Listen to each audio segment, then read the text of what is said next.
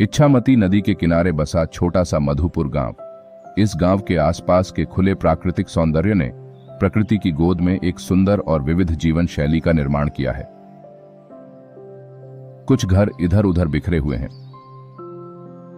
हालांकि यह नाम से एक गांव है, लेकिन इसका अधिकांश भाग खाली खेतों, तालाबों और बड़े पेड़ों से भरा हुआ है। गांव के बिल्कुल किनारे पर एक विशाल ताड़ का पेड़ है और उसके बगल में बाढ़ से घिरा एक छोटा सा मिट्टी का घर है। घर मनोहर चक्रवर्ती का है, लेकिन भाग्य की विडंबना से गांव की सुंदर और विविध जीवन शैली की खुशियां यहां नहीं मिली। पिता मनोहर चक्रवर्ती अपनी पत्नी और 2 छोटी लड़कियों को छोड़कर जहाज में काम करने गए, लेकिन फिर कभी नहीं लौटे। तब से परिवार में मातम और दुख का माहौल है। पैसों की कमी और गरीबी के कारण उन्होंने घर के बगीचे में उगाई गई सब्जियों को दैनिक बाजार में बेचने का रास्ता अपनाया। बाजार गांव से 1 मील दूर है। बहुत सुबह निकलना पड़ता था और शाम को लौटना था। कमला देवी और उनकी दोनों बेटियां रोमना झोमना किसी तरह सामान्य जीवन जी रही थीं। उनके घर के बगल में ताड़ का एक बड़ा पेड़ था। इसमें फूल और फल कुछ भी नहीं फलता था, जिसे बंजर वृक्ष कहा जाता है। शाम में लोग ताड़ के पेड़ से परहेज करते थे। खासकर बच्चों को उस पेड़ के आसपास जाने की इजाजत नहीं थी। लोगों का मानना था कि शाम ढलते ही उस ताड़ के पेड़ से कुछ नीचे उतरता है। एक पैर वाला बहुत ही भयानक भूतिया जीव। गर्मी का मौसम था, काल बैसाखी का समय। चारों ओर घने बादल छाए हुए हैं। तूफान उठ खड़ा हुआ है।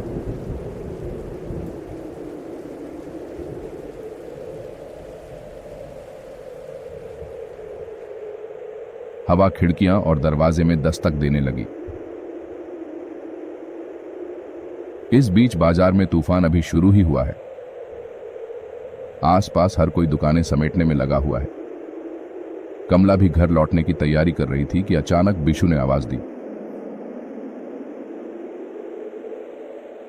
मुझे लगता है तूफान आएगा, थोड़ा ठहर जाओ।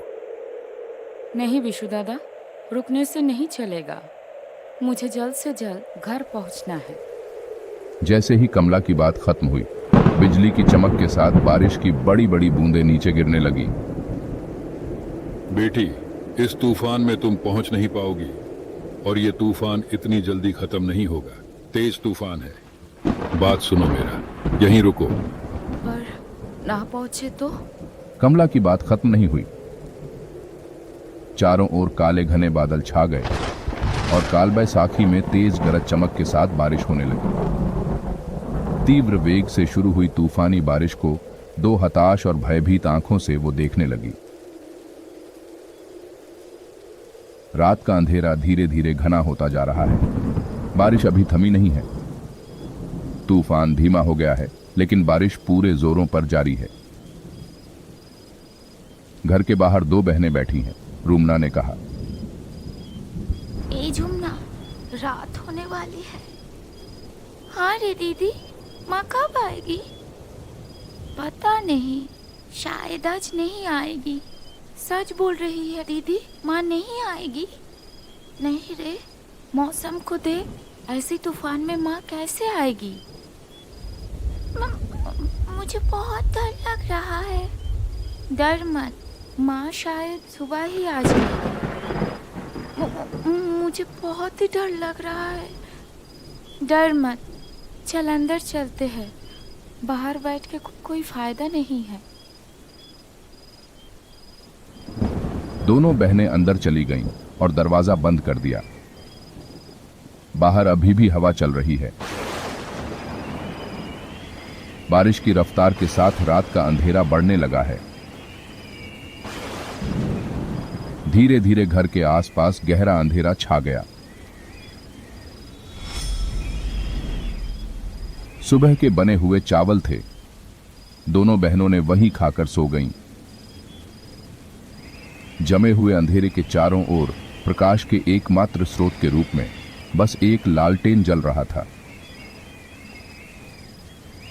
बंद दरवाजों और खिड़कियों की दरारों से हल्की ठंडी हवा आने लगी। दो बहनें एक कंबल ओढ़कर सो गईं। रुमना, अरे ओ रुमना, झुमना, तुम सब किधर गए? दरवाजा खोलो। रात का कौन सा समय होगा? करीब 2 या 2:30 बजे। चारों ओर से हवा की आवाज अब भी आ रही है। आवाज सुनकर रुमना जाग गई। ऐसा लग रहा था मानो कोई उनका नाम पुकार रहा हो। मन का वहम सोचकर वह दोबारा सोने जा रही थी, तभी वो आवाज फिर से सुनाई दी। कहाँ चले गए तुम दोनों? दरवाजा खोल दो, मैं आ गई। बाहर बहुत तूफान है, मैं भीग गई हूँ, दरवाजा खोल दो। फिर वही आवाज रुमना के कानों में आई। वह कांपते हुए उठ बैठी। कमरे में काफी अंधेरा हो गया है। लालटेन की रोशनी भी कम हो चुकी है। दरवाजे की दिशा से अभी भी धीमी आवाज आ रही थी और दरवाजा खटखटाने की हल्की सी आवाज आ रही थी। रुमना ने फिर सुना, रुमना, दरवाजा खोल दो, मैं आ गई हूँ, तुम्हारी माँ। रुमना, नहीं, ये तो सच में ही माँ है, मतलब माँ आ गई है। उसके चेहरे और आंखों पर अत्यंत आश्चर्य और प्रसन्नता की छाप छा गई। बहन अभी भी सो रही थी और इन सब से अनजान थी। रुमना बिस्तर से उतरी और धीरे धीरे दरवाजे की ओर बढ़ी और दरवाजा खोला। जब उसने दरवाजा खोला तो सामने उसकी माँ खड़ी थी। अंधेरे में पूरी बात समझ नहीं आई, लेकिन बाहर से आ रही बिजली की चमक स्पष्ट न होते हुए भी वह समझ गई कि उसकी माँ उसके सामने खड़ी है। खुशी से कहा, माँ, तुम इतनी रात में? हाँ रुमना, मैं ही हूँ। तुम दोनों को छोड़ के अकेले में रह सकती हो क्या? इसलिए तो दौड़ के आई तुम्हारे पास। उसने तुरंत अपनी माँ को गले लगा लिया। बच्ची अपनी माँ को अपने पास देख भूल गई कि वो भीगी हुई है। बहन, देख देख, अरे छोड़ छोड़, मैं तो भीग चुकी हूँ। वह अपनी बहन को यह बताने के लिए बुलाने जाती है कि उसकी माँ यहाँ है, लेकिन जैसे ही वह उसे गले लगाती है, कमला तुरंत उसे दूर झटक देती है। रुमना थोड़ा चौंकी। उनकी माँ की कपड़े पानी में भीग गई है। माफ कर देना माँ। ठीक है, छोड़ दे, सब समझती हूँ मैं। इस बारिश में भीग जाएगी तो ठंड लग जाएगा। चल अंदर चल, जल्दी से अंदर चल। माँ की आवाज में फिर वही वात्सल्यपूर्ण ममता उभर आती है। दरअसल इतने तूफान के बाद उसे अपनी माँ को बाहर खड़े नहीं रखना चाहिए था। दरवाजा बंद करके अंदर आ जा, बारिश भी बढ़ चुकी है। हाँ माँ, चलो। फिर रुमना अंदर से दरवाजा बंद कर देती है। घर के अंदर कीचड़ न हो जाए, इसलिए कमला देवी टोकरी छोड़कर गीले कपड़े बदलने के लिए रसोई में चली गईं। रुमना अपनी माँ से पूछती है, माँ, बत्ती की रोशनी कम हो चुकी है, मैं मिट्टी का तेल डाल दूँ क्या?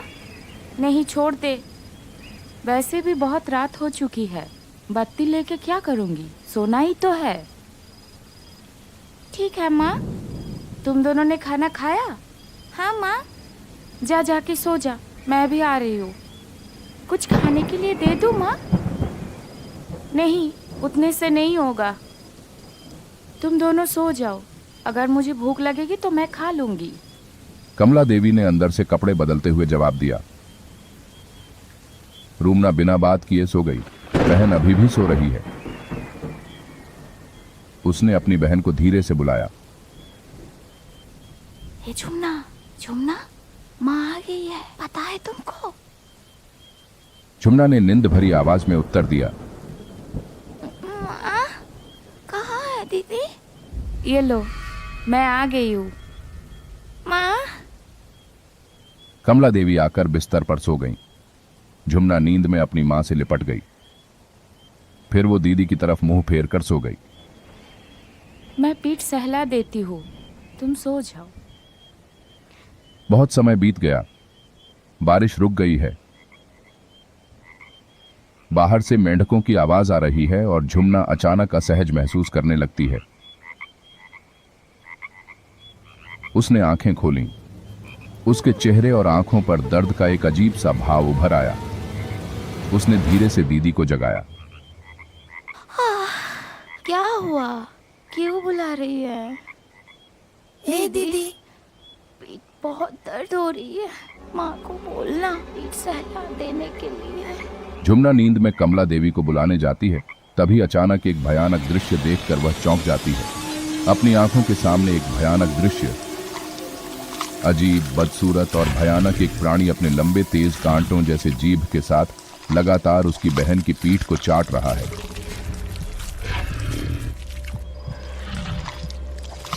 उसकी जीभ से खून टपक रहा है। उसकी मां कहां? यह तो कुछ और है। एक बड़ा मुंह, चेहरे पर नुकीले दांतों की कतार उभरी हुई है। भय और घबराहट के कारण उसकी जबान से कुछ भी नहीं निकला और वह फिर से बिस्तर पर सो गई। झुमना फिर कहती है, बोला तुमने दीदी, तो बहुत ज्यादा दर्द हो रहा है और जलन भी। रूमना ने कोई जवाब नहीं दिया। उसका शरीर डर से कांप रहा था। कोई उत्तर न पाकर झुमना ने अपनी मां को पुकारा। माँ, ओ माँ, पीठ जलन हो रहा है, थोड़ा सा सहला दीजिए ना। हाँ, दे रही हूँ। थोड़ी देर बाद झुमना फिर सो गई। लेकिन रूमना को अब नींद नहीं आ रही थी। वह करवट लेकर लेटे लेटे डर के साथ सोचने लगी। इस रात में कौन आया? वह सोच ही रही थी कि क्या करे। अचानक झुमना के चेहरे पर दर्द के भाव आ गए। उसने फिर आंखें खोलीं और दीदी को आवाज दी। दीदी। तभी रूमना उसकी ओर मुड़ी और उसे चुप रहने को कहा। माँ नहीं आई है। हमारे बगल वाले तार की पीठ से भूत आया है। हम लोगों को अभी भागना पड़ेगा। झुमना चौंक गई। भय से उसकी नींद उड़ गई। जब वह पूछने गई तो वह उसके कान में फुसफुसाकर कहती है, दीदी, कैसे कैसे बचेंगे हम? बहुत डर लग रहा है और पीठ में भी जलन हो रहा है। चुप, कुछ करती हो। माँ, ओ माँ, पिसाव आई है। जाओ क्या? जा, जल्दी आना। पर माँ, डर लग रहा है। बहन को साथ में ले जाओ। ठीक है, जा, पर जल्दी आना।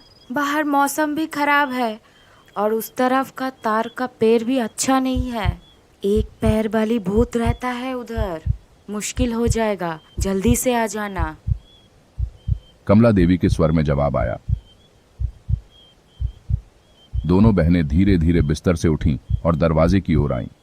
रूमना ने उसका हाथ कसकर पकड़ लिया और दरवाजा खोलकर बाहर चली गई। फिर धीरे धीरे दरवाजे पर कुंडी लगाते ही दरवाजे में एक हल्की सी आवाज हुई। तुरंत अंदर से एक तेज खून जमा देने वाली चीख निकली। तुमने मुझे बंद कर दिया, बदमाश बच्चे। खोल खोल, जल्दी से खोल, वरना तुम दोनों की गाल मरोड़ दूंगी। भाग, जल्दी भाग बहन, जल्दी भाग। दीदी, मेरा पीठ बहुत दर्द हो रहा है। भाग भाग, जल्दी भाग, भाग जल्दी, भाग भाग, जल्दी भाग। इतना कहकर दोनों बहनें तेज गति से भागने लगीं। पीछे से दरवाजा खटखटाने की आवाज और उस अजीब सी चीख की आवाज आने लगी।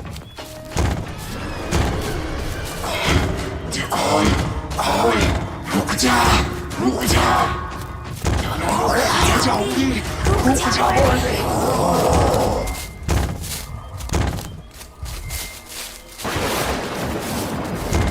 कुछ ही पलों में दरवाजा तोड़कर जीव अपने एक पैर पर कूदकर बाहर आ गया और बड़ी तेजी से उनका पीछा करने लगा। फिर आसमान टूट पड़ा और तेज आंधी के साथ बारिश होने लगी।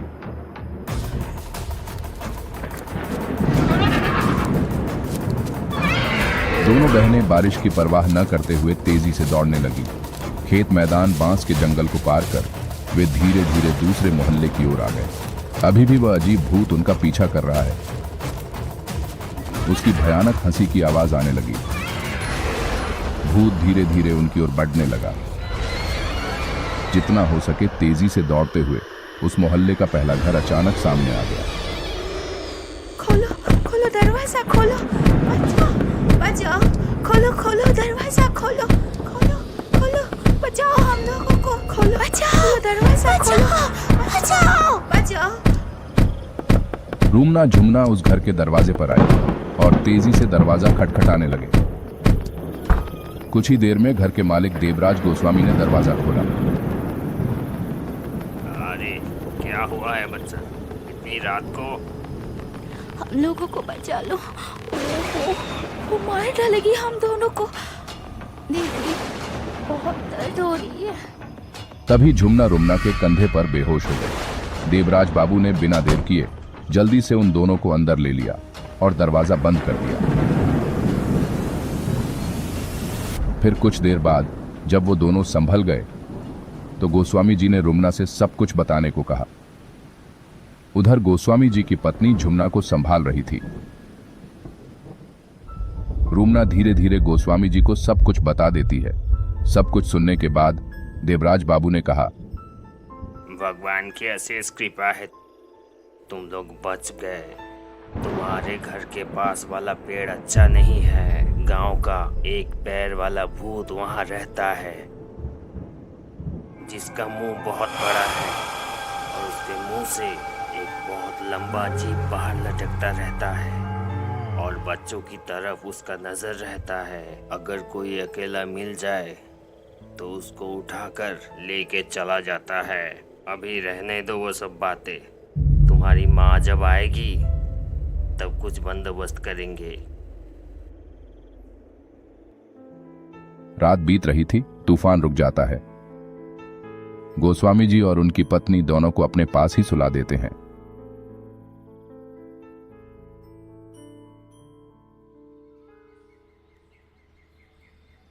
ओ गोस्वामी जी, दरवाजा खोलिए। ओ गोस्वामी जी, दरवाजा खोलिए ना, मैं कमला हूँ। इतनी सुबह अब कौन आया है? आती हूँ, रुको।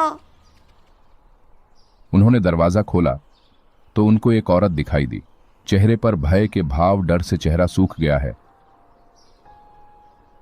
गोस्वामी जी की पत्नी समझ गई और उसे अंदर बुला लिया। गोस्वामी जी आए।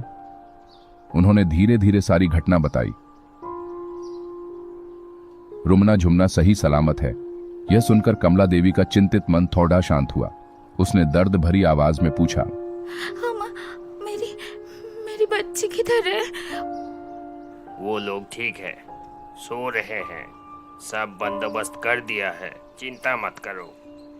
लेकिन गोस्वामी जी, अब क्या होगा? ऐसी अवस्था में ये घर छोड़ के कहाँ जाऊंगी? सुबह घर जाके देखी, पूरा घर टूटा हुआ है, सब बिखरे पड़े हैं। फिर जमीन में पैर की निशान देख के दौड़ के आई इधर।